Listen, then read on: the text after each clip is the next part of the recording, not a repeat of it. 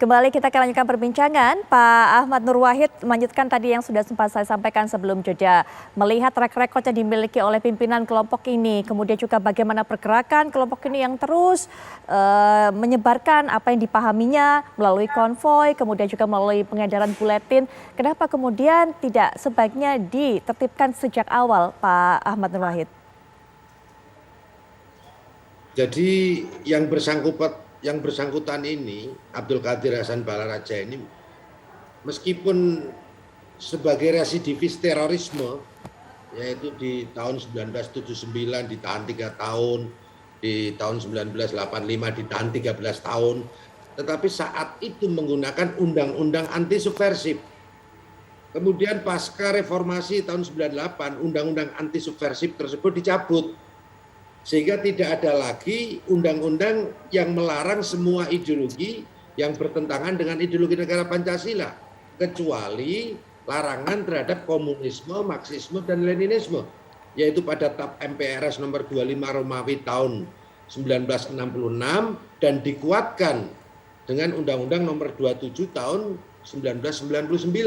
Sementara ideologi lainnya seperti ideologi khilafah dan lain sebagainya belum ada larangannya, sehingga ketika HTI dibubarkan, FPI dibubarkan, JI dilarang, tetapi yang dilarang dibubarkan organisasinya, ideologinya belum, sehingga mereka masih bebas mempropagandakan ideologi khilafah.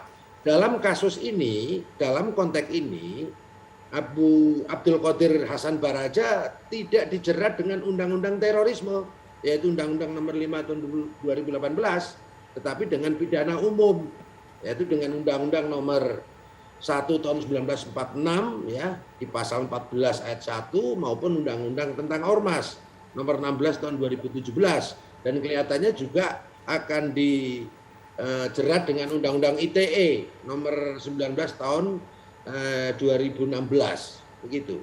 Baik, Mas Sofyan Sauri, mengenai yang juga sudah sempat saya singgung, dana yang didapatkan oleh kelompok ini begitu besar. Ini pihak kepolisian sendiri yang saat ini juga mengatakan bahwa mereka bisa menghimpun dana operasional pun juga cukup besar. Walaupun hingga saat ini pihak kepolisian masih mengatakan upaya penyelidikan belum bisa menyebut berapa angka yang selama ini sudah mereka kumpulkan.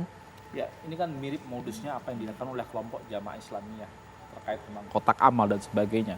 Salah satu yang harus kita syukuri sebetulnya bangsa Indonesia ini termasuk bangsa yang gampang empati, simpati. Bahkan 1 dari 10 negara yang dermawan, paling dermawan gitu. Artinya orang Indonesia ini rajin berderma. Tapi kemudian ini dimanfaatkan oleh oknum-oknum yang nggak bertanggung jawab, digunakan untuk jualan mereka, kelompok-kelompok seperti ini gitu. Sehingga mengumpulkan dana, dan ini sangat prihatin ya. Oke lah kalau dana-dana itu digunakan untuk hal-hal yang sifatnya sosial dan sebagainya, tapi kalau untuk mendukung daripada paham dan ideologi yang ternyata itu juga bertentangan dengan syariat misalnya, tadi saya katakan, ini sangat-sangat prihatin kita mendengarnya gitu.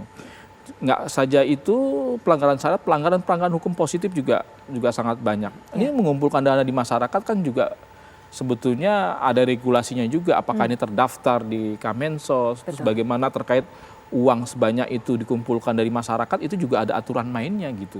Jangan sampai kemudian kita ingin membantu, ingin berderma, tetapi kemudian ditujukan untuk tujuan-tujuan yang tadi saya katakan ada semacam hubur riasah, sawat-sawat kekuasaan, sawat ingin eksis dan sebagainya, dengan menjual narasi-narasi keagamaan. Itu yang perlu kita perhatikan tuh seperti itu. Baik, terakhir mungkin dari Pak Kiai Khalil Nafis, Pak Kiai, apa yang perlu diperhatikan masyarakat juga agar kemudian tidak dengan mudah tergiur untuk bisa bergabung dengan kelompok-kelompok seperti ini, Pak Khalil Nafis? Pertama, memastikan bahwa ilmu yang dipelajari adalah dari guru yang bisa dipercaya, track record keilmuan dan track record pelaksanaannya. Maka disebutkan Fangdur an man ta'khuduna dinakum. Kita harus perlu mengetahui dari mana kita mengambil ilmu agama kita. Yang kedua, setiap organisasi yang diikuti pastikan bahwa organisasi terdaftar legal, kemudian juga punya aktivitas yang bermanfaat kepada orang banyak. Jangan sampai ada aktivitas yang melanggar kepada negara maupun kepada agama kita. Yang ketiga, tentunya ikutilah para ulama kita yang sudah bisa dipercaya, ikutilah negara kita yang sah, jangan pernah mau untuk mengikuti organisasi yang melawan negara yang sah, yang pernah mau mengikuti para ulama yang soleh yang sudah terbukti membangun Indonesia ini.